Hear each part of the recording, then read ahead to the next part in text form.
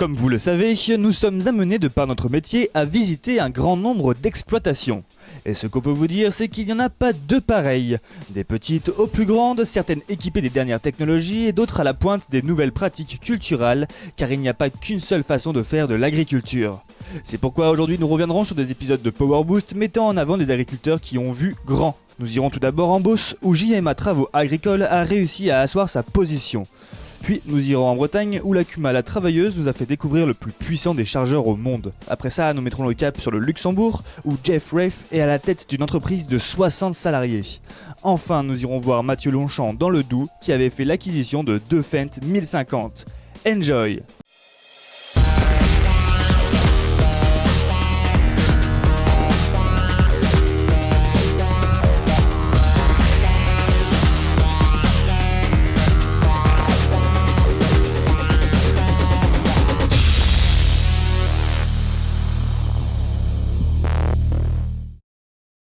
Vous souvenez-vous de l'entreprise JMA Travaux Agricoles? Nous étions allés les voir lors du semis de pommes de terre 2019. Cette entreprise monte à plus de 40 tracteurs en été afin de répondre à toutes les demandes en Beauce.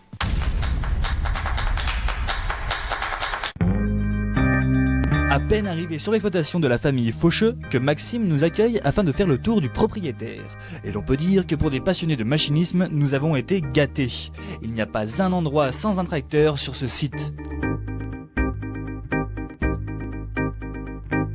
Non mais Maxime, c'est incroyable quand je vois tout ce matériel, quand je vois la taille de votre exploitation, je me dis non mais c'est comment vous êtes arrivé là? En 2004, vous aviez combien? 3 tracteurs, 180 hectares? Oui, 2004, 3 tracteurs, 180 hectares, la ferme familiale.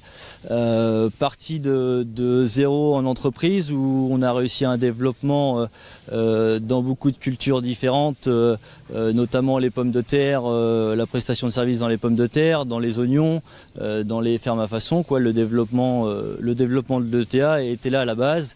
Et ensuite, on a continué le développement avec d'autres cultures qui se sont développées dans le secteur, notamment la betterave, les fermes bio, le binage. Voilà, donc on a pris beaucoup de risques dans l'investissement de matériel aujourd'hui. Et c'est comme ça qu'on est arrivé en 2019 à ce niveau-là.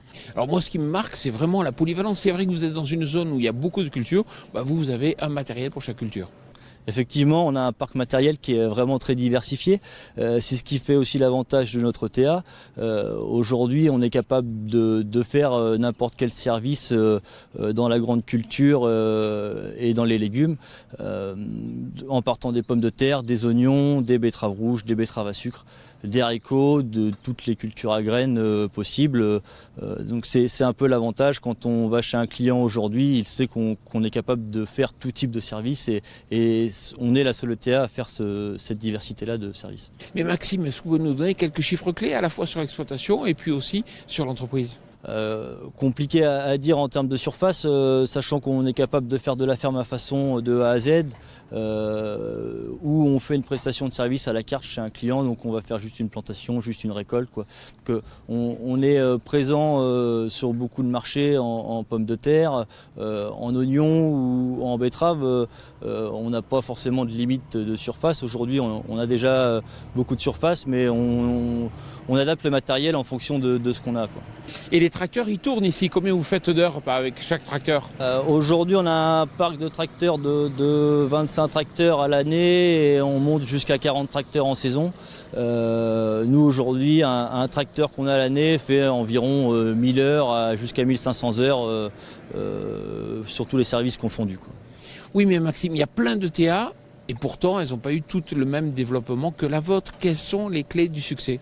Alors les clés, c'est mon père qui les a créées avec son expérience qu'il a eue avec la ferme et avec ce qu'il a créé avant. Donc il a commencé en étant responsable dans un stockage de pommes de terre au niveau de tout ce qui était maintenance. Donc c'est tout ce qu'il a appris un peu toute sa vie et il l'a continué par la suite et c'est un peu son expérience, sa façon de faire et son image qui a fait le développement de l'ETA. Est-il plus intéressant d'investir dans un télescopique ou un chargeur? C'est ce que nous avions demandé à Adrien Rett de la Cuma La Travailleuse qui testait le TX 430 de chez MX, soit le chargeur le plus puissant du monde. Image.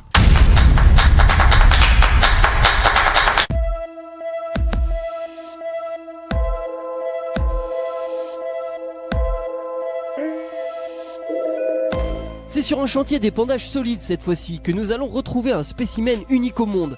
Il s'agit du MX 430, le plus haut et le plus puissant chargeur du marché, dont le seul exemplaire en circulation se trouve ici en Bretagne.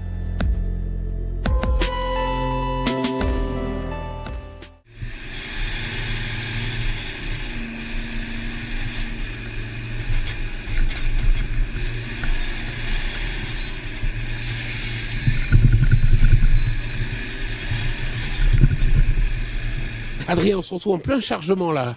De fumier, oui, tout à fait, sur un chantier. Alors c'est vrai que si vous avez je crois 600 hectares, mais si on a entre 500 et 1000 hectares, on peut se poser la question, est-ce qu'on travaille avec un télescopique ou plutôt un tracteur équipé, comme là par exemple, d'un chargeur, donc c'est un MX TX 400. Dites-moi, le télescopique pour vous c'était un peu limite? Oui, tout à fait. Au niveau conditions climatiques, la motricité est restée à désirer sur certains chantiers. Le confort aussi, donc ça avait joué beaucoup. Et puis le coût d'entretien d'un télescopique qu'on trouve assez onéreux. Et le problème du télescopique, c'est que il nous servait que 2 mois dans l'année, quoi. Alors vous êtes dit, on va tester justement ce nouveau, c'est le plus gros chargeur, on l'a vu d'ailleurs au space. Pourquoi avoir fait ce choix? Tout d'abord pour pouvoir permettre au tracteur de faire autre chose, de faire d'autres travaux pendant l'année, qui n'était pas possible du tout avec le télescopique articulé. Et on a trouvé un très bon partenariat avec la société MX, là, qui nous a bien conseillé pour l'achat de ce chargeur.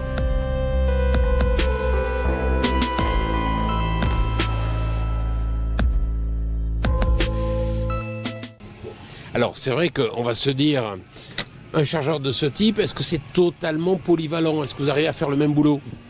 À 80%, on arrive à faire exactement le même travail en débit de chantier. Le volume de godet est identique au télescopique qu'on avait avant.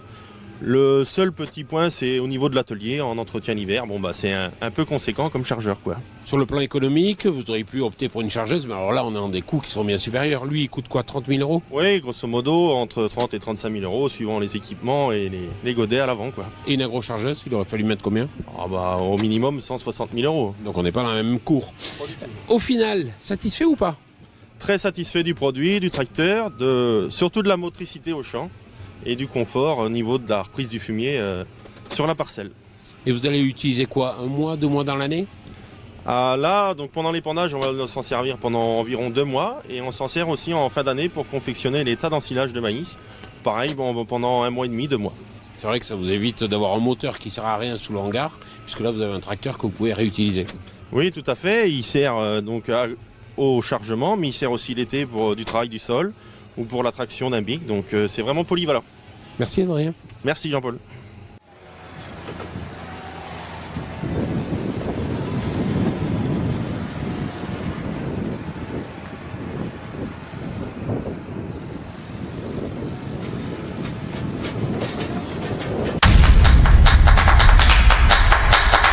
Une ETA de plus de 60 salariés? Ça vous paraît énorme? Nous aussi, et c'est au Luxembourg que nous avions déniché cette entreprise. Jeff Reff, qui la dirige, nous avait montré son parc matériel pour le moins hallucinant. Image. Bonjour Jeff. Bonjour. J'ai très envie de découvrir votre entreprise. On y va? Allez-y.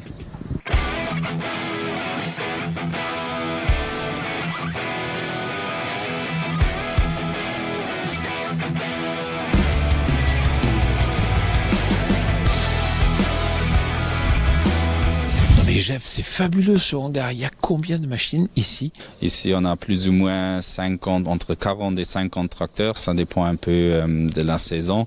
On travaille avec 8 ensileuses et 8 moissonneuses pâteuses. Et oui, on a encore des différentes machines comme autochargeuses, presse, endaineurs qui sont garées ici. Pour faire tourner une boutique comme celle-là, Jeff emploie 60 personnes à temps plein, auxquelles s'ajoutent une vingtaine de saisonniers par an. L'entreprise exploite 420 hectares, répare et importe des tracteurs de la marque Fendt, stocke les céréales pour ses clients, fait aussi un peu de BTP de temps en temps, bref. Et oui, on fait un peu de tout. Si l'entreprise de Jeff a du succès, c'est parce que les fermes autour investissent plus volontiers dans les bâtiments que dans le matériel et lui délèguent les travaux des champs. Un bon équilibre qui a permis à l'entreprise familiale de se développer. Mon grand-père, lui, il a démarré une ferme ici au village à côté, Binsfeld. Lui, il a agrandi la ferme, il a acheté des terrains, des bâtiments. Et puis, c'était mon père et son frère qui ont repris la ferme. Et maintenant, moi, je suis la 3e génération avec mes cousins. C'est vrai que quand vous devez aller voir un constructeur en demandant à acheter tant de machines, vous devez peut-être avoir une machine gratuite sur 10 achetées. Oui, ça serait bien, mais c'est pas comme ça. Je ne veux pas dire qu'on n'a pas d'avantage si on achète plusieurs machines ensemble ou quand nous sommes un gros client. Mais oui, c'est plutôt qu'ils donnent des fois une machine pour essayer. Mais c'est pas qu'on a 20% en plus de rabat. Forcément, sous un regard de cette taille, on trouve des perles rares, comme par exemple ce semoir, unique au monde pour l'instant. Alors ce semoir, il n'existe pas de série, comment vous l'avez construit? Oui, on est venu chez Horge avec notre idée et oui, on a mis ensemble pour trouver une solution et la solution c'est qu'on a ajouté un semoir pour semer l'herbe au-dessus du sol. En arrière sur la machine. Les premiers résultats de ce printemps sont vraiment bien. Très positif. Ça veut dire qu'un jour ou l'autre, on va le retrouver sur le marché? À mon avis, comme j'ai entendu, peut-être dans 1 an ou plus tard en 2 ans, Horsch vont livrer ça de série.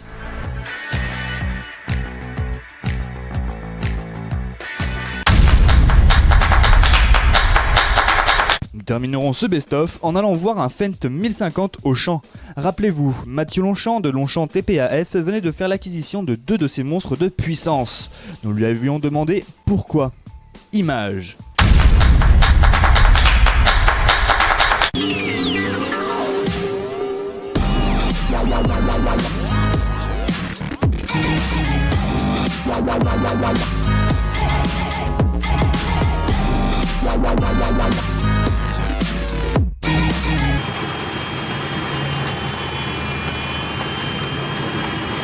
Ouais, donc les tracteurs, aujourd'hui on arrive sur des tracteurs donc, comme vous voyez là de 500 chevaux.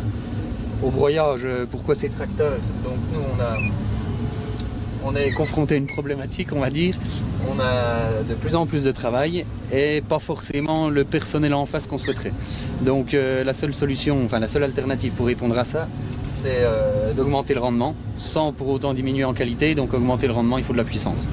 Et donc les tracteurs, là, donc ces Fendt 1050 vont très bien pour ça.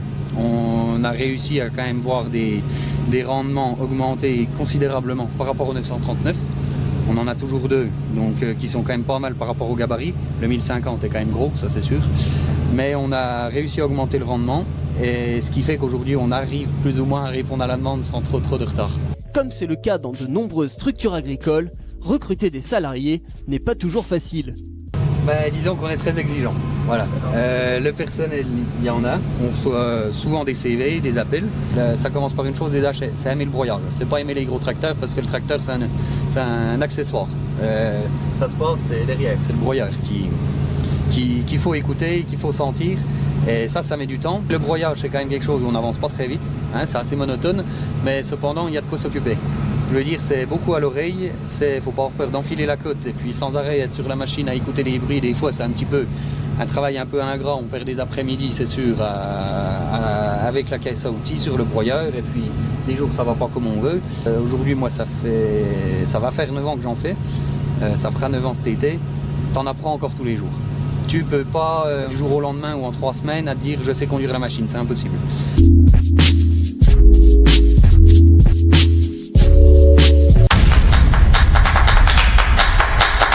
Voilà, ce best-of Power Boost est terminé, en espérant qu'il vous a plu. Pour notre part, nous reviendrons le vendredi 23 août avec plein de nouveaux sujets machinisme.